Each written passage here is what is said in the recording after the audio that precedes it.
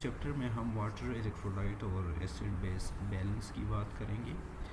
How the body maintains this balance, what is its physiological role and some condition related to its pathology. तो इसकी बात करेंगे। Let's start. Distribution of water. An adult human contains about 60% water. Men are having 55 to 70%, while women are having 45 to 60%. Water का एक बहुत एक vital role है हमारी बॉडी में। जिस तरह इसको मैट्रिक्स ऑफ लाइफ भी कहा जाता है, जिस तरह हर चीज़ का एक मैट्रिक्स होता है, सेल का एक साइटोप्लाज्म होता है, तो इसी तरह वाटर को मैट्रिक्स ऑफ लाइफ भी कहा जाता है। Y water is so vital for life? इसकी इम्पोर्टेंस क्या है, वाइटल ये क्यों है? वाटर की कुछ प्रॉपर्टीज़ है फिज़िकल एंड केमिकल, उसकी वजह से इसकी इम्पोर्टेंस है। Water chemical stability, its remarkable solvent properties and its role as a biochemical reactant make it very vital for life. कुछ इसकी प्रॉपर्टीज़ है, जिस तरह केमिकल इसकी कुछ स्टेबिलिटी है कि ये बहुत ही एक स्टेबल सा मॉलिक्यूल है। रिमार्केबल सॉल्वेंट प्रॉपर्टीज़ है, यू नो कि ये एक यूनिवर्सल सॉल्वेंट है वाटर बहुत सारे सॉल्यूट्स के लिए, and its role as a biochemical reactant. इस बेस पे वाटर को यू नो कि कुछ मॉलिक्यूल्स क्या है, हाइड्रोफिलिक है, एंड कुछ मॉलिक्यूल क्या है, हाइड्रोफोबिक है। हाइड्रेशन एक प्रॉपर्टी है वाटर की, कि जब ये water molecule non covalently add हो जाता है किसी अनदर मॉलिक्यूल्स के साथ, तो ये रिएक्ट कर जाते हैं, इसको हम हाइड्रेशन कहते हैं। And this hydration plays a critical role in the architecture, stability and functional dynamics of macromolecules. Macromolecules हम यू नो कि क्या है, फॉर एग्जांपल प्रोटीन्स है, फॉर एग्जांपल न्यूक्लिक एसिड्स है हमारी बॉडी में, इसी तरह अदर बायोमॉलिक्यूल्स है। तो as a result of hydration, as a result of non-covalent interaction with water, ये क्या है, these plays a critical role in the architecture, stability and functional dynamics of these macromolecules such as proteins and nucleic acids. Proteins की हम detail से बात कर चुके हैं, कार्बोहाइड्रेट की हम डिटेल से बात कर चुके हैं, लाइफ की प्रॉपर्टीज़ को हम डिटेल से डिस्कस कर चुके हैं कि किस तरह उन मॉलिक्यूल्स का एक इम्पोर्टेंस है हमारे बॉडी के अंदर। तो वो वाटर के बगैर क्या है, इनकम्प्लीट है। इसी तरह हाइड्रोफिलिक प्रॉपर्टीज़ की हम बात कर चुके हैं, हाइड्रोफोबिक प्रॉपर्टीज़ की हम बात कर चुके हैं, हाइड्रोफिलिक मॉलिक्यूल्स की बात हम कर चुके हैं। ऐसे मॉलिक्यूल्स जिसके ऊपर ओवरऑल पॉजिटिव या नेगेटिव चार्ज हो, या क्या है कि जिसके अंदर, जिन मॉलिक्यूल्स के अंदर इलेक्ट्रोनेगेटिव एटम्स मौजूद हो, जिस तरह नाइट्रोजन है या ऑक्सीजन है, ठीक है ना, तो they are called hydrophilic molecules. इसी तरह हाइड्रोफोबिक मॉलिक्यूल्स है जिसके ऊपर ओवरऑल कोई चार्ज ना हो, ठीक है ना, या जिन मॉलिक्यूल्स के अंदर कोई इलेक्ट्रोनेगेटिव एटम्स जिस तरह नाइट्रोजन है या ऑक्सीजन है न हो, तो living organism they exploit the distinctive molecular structures of these molecules. क्या डिस्टिंक्टिव मॉलिक्यूलर स्ट्रक्चर क्या क्या है of each of these biomolecules? उनका हाइड्रोफिलिक नेचर है या उनका हाइड्रोफोबिक नेचर है, ठीक है ना। लिविंग मॉलिक्यूल, जिस तरह हमने अभी रिसेंटली लिपिड्स को देखा था कि लिपिड्स क्या है, they are hydrophobic in nature. हमने इसी तरह हाइड्रोफिलिक मॉलिक्यूल्स हम अगर देख ले, सॉल्ट्स जितनी भी है या glucose, carbohydrate, they are hydrophilic in nature, उनका बिहेवियर देखा हुआ है। आप लोगों को अगर याद हो, हमने मेम्ब्रेन की अक्रॉस ट्रांसपोर्ट को देखा हुआ है डिफरेंट मालिक्यूल्स का, कि किस तरह डिफरेंट मालिक्यूल मेम्ब्रेन के अक्रॉस क्या ट्रांसपोर्ट करते हैं। तो ये क्या है, this all these processes they become possible because of the presence of this water. So this is why water is considered as the matrix of life. A 70 kg normal man contains about 42 liters of water. This is distributed in intracellular fluid and extracellular fluid. Intracellular fluid जिस तरह इसका name है, this is present inside the cell, and extracellular fluid outside the cell होता है. अब extracellular compartment is further divided into interstitial fluid and plasma. Intracellular compartment या extracellular fluid क्या है, अगेन इसकी दो डिवीजन है. एक को हम इंटरस्टिशियल फ्लूइड कहते हैं, which is the fluid present between the cells and the tissues, and plasma जो कि ब्लड के प्लाज्मा में प्रेजेंट होता है. तो ये क्या है, दो डिवीजन है ECF का. ये फिगर शो करता है वाटर की डिस्ट्रीब्यूशन को, कि हमारी एक एडल्ट मेल में और एक एडल्ट फीमेल में डिस्ट्रीब्यूशन किस तरह है इन फ्लूइड्स का. तो एडल्ट फीमेल में अगर आप लोग देख रहे हो तो ये 55% है, जबकि सॉलिड्स 45% है, जबकि मेल्स में ये वाटर या फ्लूइड कंटेंट 60% है और सॉलिड्स उनमें 40% है. और ये डिफरेंस इन फ्लूइड्स का between male and female, this is due to the different fat और lipid distribution between these two. इन लिपिड्स की वजह से है, फीमेल्स में यू नो कि लिपिड्स का डिस्ट्रीब्यूशन कुछ ज़्यादा होता है, तो उस वजह से इन फ्लूइड्स का डिस्ट्रीब्यूशन क्या प्रोपोर्शनेटली कम हो जाता है. Water turnover and the balance. In a healthy individual, the daily water intake and water output is finely balanced. Water intake is water is supplied to the body by exogenous and endogenous sources. दो sources है water के intake के, एक को हम exogenous source कहते हैं, दूसरे को एंडोजेनस सोर्स कहते हैं. एक्सोजेनस सोर्सेज में इंजेस्टेड वाटर एंड बेवरेजेस, हम डेली लाइफ में जो इंजेस्ट करते हैं बेवरेजेस के फॉर्म में, या फिर प्लेन फ्लूइड्स के फॉर्म में, या फिर प्लेन वाटर के फॉर्म में. Water content of solid foods, solid food के फॉर्म में हम लेते हैं इस वाटर को. It constitute the exogenous source of water. Water intake is highly variable which में रेंज फ्रॉम 0.5 to 5 लीटर्स. ये वेरी करता है इंडिविजुअल की सोशल हैबिट्स के ऊपर, क्लाइमेट के ऊपर, कल्चर्स के ऊपर, ठीक है ना. इंडिविजुअल टू इंडिविजुअल ये वाटर इनटेक क्या वेरी करता है. बहरहाल दो मेजर इसके इनटेक के सोर्सेज है, एक्सोजेनस सोर्स और एंडोजेनस सोर्स. इसी तरह एंडोजेनस सोर्स को अगर हम देख ले, this is the metabolic water produce within the body as a result of metabolism, ठीक है ना.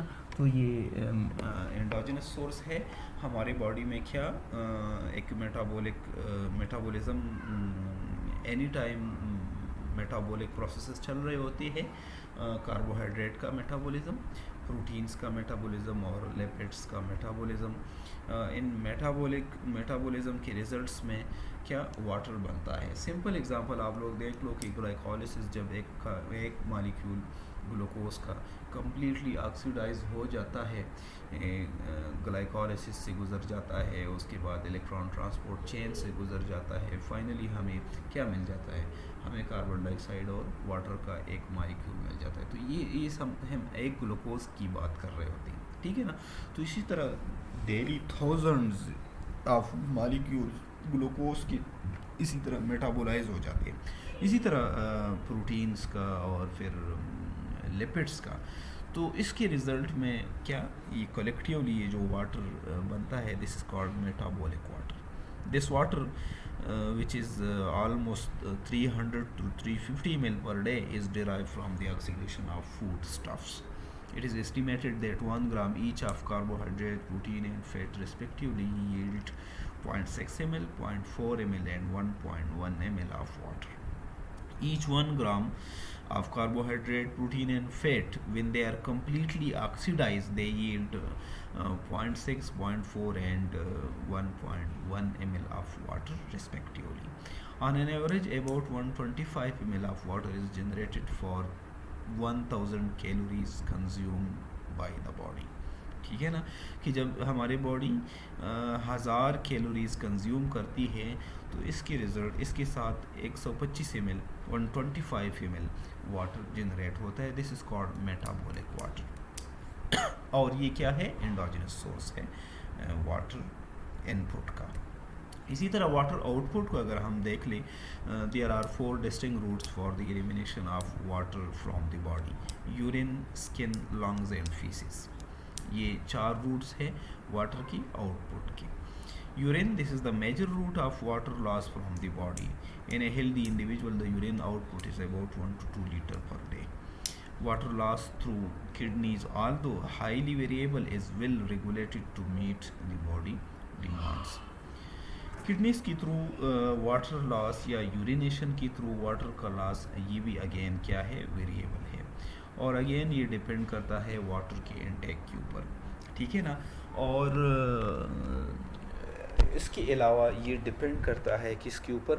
कि एक इंडिविजुअल की हेल्थ स्टेटस के ऊपर ये डिपेंड करता है, और उनकी किडनी की स्टेटस के ऊपर डिपेंड करता है कि वो किस तरह वर्क करते हैं. Hormonal regulation of urine production. अब ये यूरिन की प्रोडक्शन को, यूरिन की आउटपुट को हमारी बॉडी में किस तरह रेगुलेट किया जाता है?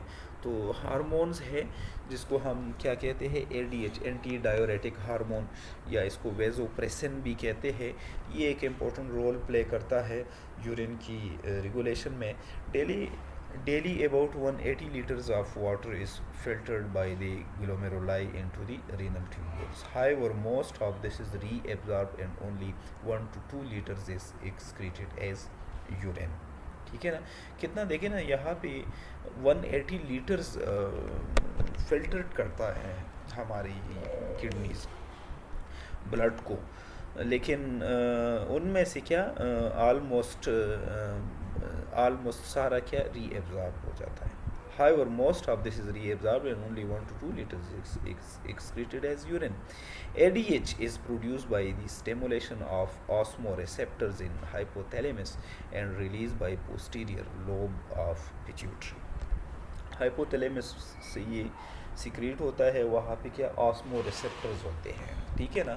और हमारे बॉडी के अंदर जो बॉडी फ्लूइड्स है या ब्लड की ऑस्मोलेलिटी है, उसके ऊपर ये इसका रिलीज़ डिपेंड करता है. ठीक है ना. जब ऑस्मोलेलिटी इंक्रीज़ कर जाती है as a result of fluid loss from our body, तो उसके रिज़ल्ट में ये osmoreceptors they got activated, वो एक्टिवेट हो जाते हैं और वो क्या करते हैं? हाइपोथैलेमस से इस ADH की रिलीज़ को क्या करता है? स्टिमुलेट करता है. The secretion of ADH is regulated by the osmotic pressure of the plasma. ये ऑस्मोटिक प्रेशर प्लाज्मा का किससे रिलेटेड है? ये प्लाज्मा की ऑस्मोलेलिटी के ऊपर डिपेंड करता है. ठीक है ना. और प्लाज्मा की ऑस्मोलेलिटी क्या है? ऑस्मोलेरिटी क्या है? इसके ऊपर मैं थोड़ी देर में बात करूँगा. अब ADH का रोल क्या है? Hormonal regulation of urine production. ADH anti diuretic hormone या फिर वेजोप्रेसिन भी इसको कहते हैं. क्या कहते हैं? वेजोप्रेसिन. जिस तरह इसका नाम जिस तरह है, एंटी डायोरेटिक हार्मोन. डायोरेसिस यूरिनेशन को कहते हैं. किसको कहते हैं? यूरिनेशन को. तो एंटी डायोरेसिस क्या होगा कि ये उसका अपोजिट है, कि ये यूरिनेशन को क्या करेगा? उसका अपोजिट करेगा, उसको प्रिवेंट करेगा. ADH stimulates water conservation at the kidneys. क्या करेगा? ये वाटर रिटेंशन काज करेगा eight the level of kidneys. क्यों काज करेगा? जब वाटर का बहुत ज़्यादा या इन फ्लूइड्स का लॉस हो बॉडी से, ठीक है ना, तो उस लॉस के रिज़ल्ट में फ्लूइड के बैलेंस को बॉडी के अंदर मेंटेन करने के लिए क्या एडीएच सिक्रीट होगा, और ये क्या करेगा, कंजर्व करेगा वाटर को at the level of the kidneys, it reducing urinary water loss and concentrating urine, it stimulates thirst centre and promote fluid intake. लेकिन डुअर इसका एक्शन है, एक एक्शन तो ये है कि ये थर्स्ट सेंटर को क्या करेगा, स्टिमुलेट करेगा। तो जब थर्स्ट सेंटर स्टिमुलेट होगा तो उसकी रिजल्ट में क्या, इंडिविजुअल ही और she will want for more and more water, और मोर एंड मोर वाटर को इनटेक करेगा, ठीक है ना। तो इस तरह से वाटर का जब intake more and more external source से होगा तो इस एक वो फ्लूइड एक तरीके से दोबारा क्या होगा, रिस्टोर होगा। और दूसरे एंड पे ये क्या करता है कि किडनीज के लेवल पे ये यूरिन को कंजर्व करता है, यूरिन की आउटपुट को ये क्या कम करता है। तो इन दोनों एक्शंस के रिजल्ट में ओवरऑल क्या हो जाता है कि हमारे बॉडी के अंदर वो फ्लूइड मेंटेन रहता है, वो बैलेंस मेंटेन रहता है। Rate of release varies with osmotic concentration, higher osmotic concentration increases ADH release. देखिए ना, ऑस्मोटिक कंसंट्रेशन अगर ज़्यादा होता है तो एडीएच का रिलीज ज़्यादा होगा, ठीक है ना। और ऑस्मोटिक कंसंट्रेशन किस तरह इंक्रीज होगा, ये अगेन डिपेंड करता है प्लाज्मा की ऑस्मोलैलिटी के ऊपर, ठीक है ना। और प्लाज्मा की ऑस्मोलैलिटी इंक्रीज डिक्रीज किस तरह होगी, वो वाटर की इनटेक या वाटर के लॉस के साथ एसोसिएटेड है, फ्लूइड की इनटेक या फ्लूइड के लॉस के साथ एसोसिएटेड है। फ्लूइड अगर ज़्यादा लॉस हो रहा है बॉडी से किसी भी रीज़न की वजह से तो क्या होगा, ऑस्मोलैलिटी या ऑस्मोलैलिटी इंक्रीज होगी, ठीक है ना। इसी तरह अगर फ्लूइड का इनटेक कम हो रहा है किसी भी रीजंस की वजह से, क्लाइमेट्स की वजह से, कल्चर्स की वजह से, सोशल हैबिट्स की वजह से, किसी भी रीजंस की वजह से अगर फ्लूइड का इनटेक कोई नहीं कर रहा कोई इंडिविजुअल, ठीक है ना, तो उसकी वजह से क्या होगा, प्लाज्मा की ऑस्मोलैलिटी इंक्रीज होगी। डायबिटीज़ इंसिपिडस एक कंडीशन है जो कि क्या करता है is a disorder characterized by a deficiency of ADH which results in an increased loss of water from the body. Diabetes जिस तरह आपको पता है एक डायबिटीज़ मेलाइटस है और एक डायबिटीज़ इंसिपिडस है। तो diabetes mellitus is something related to carbohydrate metabolism, ठीक है ना, जबकि diabetes insipidus this is something related to anti diuretic hormone, deficiency of the anti diuretic hormone. तो जब इसकी डिफिशिएंसी होती है तो क्या होगा, which will result in an increase loss of water from the body. इसमें बंदे को क्या इंक्रीज यूरिनेशन आती है, ठीक है ना। और वो इंक्रीज यूरिनेशन क्यों आती है, क्योंकि उसके ऊपर वो कंट्रोल क्या हो जाता है, ख़त्म हो जाता है, किस चीज़ का, एडीएच का, जो कि हमने डिस्कस किया। Water loss through skin, loss of water occurs through the body surface by perspiration. Perspiration you know कि व्हाट इज़ परस्पायरेशन, स्वेटिंग के थ्रू, स्किन के थ्रू जो बॉडी से वाटर का लॉस होता है।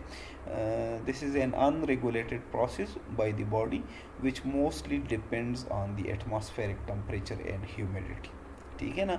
एटमॉस्फेरिक टेम्परेचर, एनवायरमेंटल टेम्परेचर जितना ज़्यादा होगा इंक्रीज़ करेगा तो उतना ही क्या ये वाटर लॉस इंक्रीज़ कर जाता है। The loss is more in hot climates, fever causes increase water loss through the skin. इसी तरह फीवर में भी चूंकि बॉडी टेम्परेचर इंक्रीज़ कर जाता है, तो जिस तरह बॉडी का टेम्परेचर इंक्रीज़ कर जाता है तो उसके साथ साथ वाटर का लॉस भी इंक्रीज़ कर जाता है। It is estimated that for every 1 degree rise in body temperature due to fever, due to climate, due to hot temperatures, about 15% increase is observe in the loss of water through skin. So ये skin के through water का क्या है, loss है। Water loss through lungs, इसी तरह during respiration some amount of water almost 400 ml per day is loss through the expired air. हम respiration करते हैं ना, तो उस एक्सपायरेशन के दौरान क्या हमारे लंग से वाटर का लॉस होता है। In hot climates and or when the person is suffering from fever, the water loss through the lungs is increased. The loss of water by perspiration via skin and respiration via lungs is collectively referred to as insensible water loss. ठीक है ना।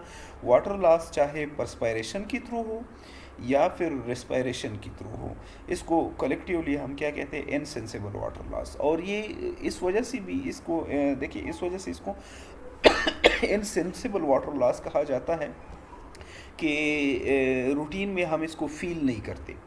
Routine में हम कितनी मरतबा दिन में respiration करते हैं, लेकिन हमें ये फील नहीं होता कि इस दौरान हमारे बॉडी से वाटर लॉस कर जाता है।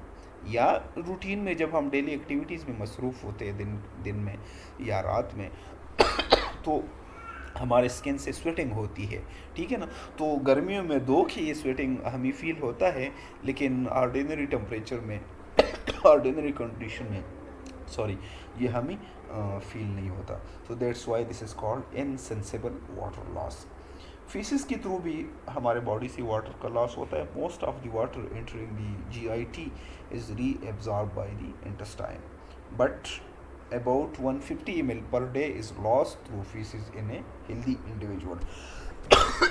Sorry. Fecal loss of water is tremendously increase in diarrhea. Diarrhoea में ये लॉस ज़्यादा कर जाता है। उसका भी एक मॉलिक्यूलर मैकेनिज्म है सॉरी एक केमिकल मैकेनिज्म है, जो कि बाद में रेलेवेंट चैप्टर में इंशाल्लाह हम डिस्कस करेंगे कि डायरिया में क्यों ये बॉडी से वाटर को लॉस ज़्यादा कर जाता है। उसका मॉलिक्यूलर मैकेनिज्म या केमिकल मैकेनिज्म क्या है। ये फिगर वाटर के बैलेंस को शो करता है। वाटर की इनपुट और आउटपुट के दरमियान क्या हमारे बॉडी में एक फाइन बैलेंस होता है। जिस तरह यहाँ पे दिखाया गया है कि डेली वाटर इनपुट हमारी बॉडी के लिए कितना है, 2.5 लीटर, और उतना ही क्या है लॉस भी उतना ही है थ्रू डिफरेंट रूट्स, ठीक है ना। तो ये फिगर जिस तरह के इनपुट की रूट्स क्या क्या है, ड्रिंकिंग है, फूड स्टॉप्स है, मेटाबॉलिक वाटर जनरेशन है, और इसी तरह आउटपुट के जो 4 डिफरेंट रूट्स हैं, तो इनके दरमियान क्या है एक फाइन